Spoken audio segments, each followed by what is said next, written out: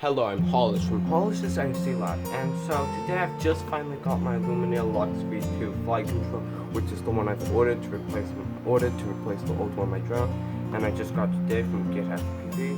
And GetFPV is a really great place to get FPV stuff if you haven't heard of it, and the shipping was super fast.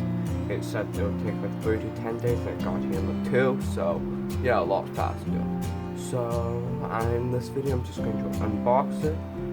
So let's get started. So just open this. It's really nice to just box it.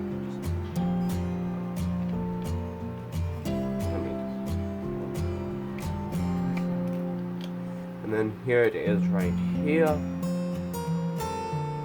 And put this nice looking flight controller. So yeah, so now I'll just do a quick time lapse with me installing it in my drone. Then I'll do a quick test flight, and so that'll be all for this video.